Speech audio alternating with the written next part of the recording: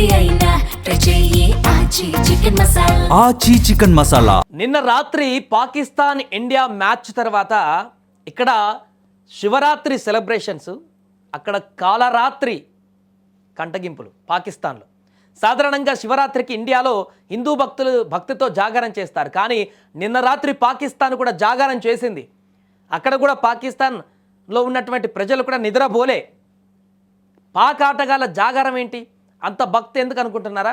వారు చేసింది భక్తితో కాదు, భారత్ కొట్టిన దెబ్బతో నిద్ర పట్టక కకావికలమైపోయి వరల్డ్ కప్లో మరోసారి భారత్ చేతిలో పాక్ ఓటమి తప్పక గత 23 ఏళ్ల కిందట అంటే 2003 వన్డే వరల్డ్ కప్ భాగంగా శివరాత్రి రోజునే, అప్పుడు 2023లో కూడా సచిన్ శివతాండవం చేసి పాక్ని మట్టి కరిపిస్తే, మళ్ళీ అదే రోజు నిన్న శివరాత్రి రోజున ఆదివారం పాక్ని సూర్యకుమార్ యాదవ్ సేన చిత్తు చేసింది. ఇషాన్ కిషన్ దెబ్బకి వాళ్ళకి నిద్ర పట్టకుండా అయిపోయింది.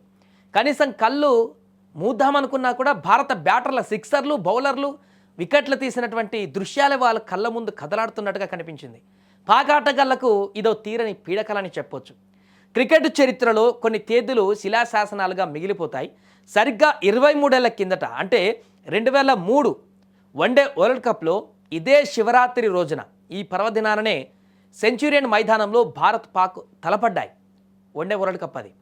నాడు మాస్టర్ బ్లాస్టర్ సచిన్ టెండూల్కర్ తన బ్యాటుతో శివతాండం ఆడి పాక్ బౌలర్లకు చుక్కలు చూపించాడు.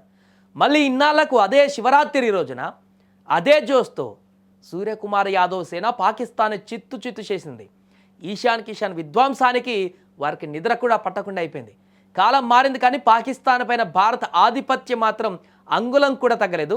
మొదట ఈశాన్ కిషన్ బ్యాటింగ్లో చెలరేగిపోతే ఆ తర్వాత భారత బౌలర్లు నిప్పులు చెరిగారు. పాక్ బ్యాటర్లు గ్రీజులో నిలబడడానికే భయపడేలా చేశారు. వచ్చినట్టే అవుట్ అయిపోయారు. ఒక్కొక్క వికెట్ పడుతుంటే స్టేడియంలో భారత్ మాతాకి జై అనే నినాదాలు మిన్నంటిపోయాయి.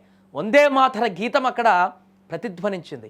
కనీసం పోరాటం కూడా చేయలేక పాక్ బ్యాటర్లు చేతులెత్తేశారు. టీమిండియా బౌలర్ల దాటికి పాక్ ఇన్నింగ్స్ పేక మెడలా కూలిపోయింది.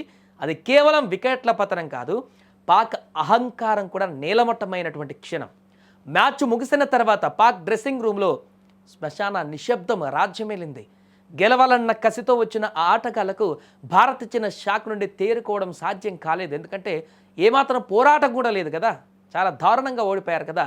కాళ్ళు మూద్దామనుకున్నా కూడా భారత బ్యాటర్ల సిక్సర్లు, బౌలర్ల వికెట్లు తీసినటువంటి విధానము, చురుకులాగా కదిలినటువంటి ఫీల్డింగ్, ఇవన్నీ వాళ్ళ కళ్ళ ముందే కనిపించాయి. రాత్రి నిద్ర లేదు, వాళ్ళకి కంటి మీద కునుకు లేదని చెప్పొచ్చు. వారికి మరొకసారి శివరాత్రి ఒక తీరని పీడకలలా మిగిలిపోయింది. మొత్తానికి శివరాత్రి రోజున శివుని ఆశీస్సులతో టీమిండియా మరో అద్భుత విజయాన్ని తన ఖాతాలో వేసుకుంది.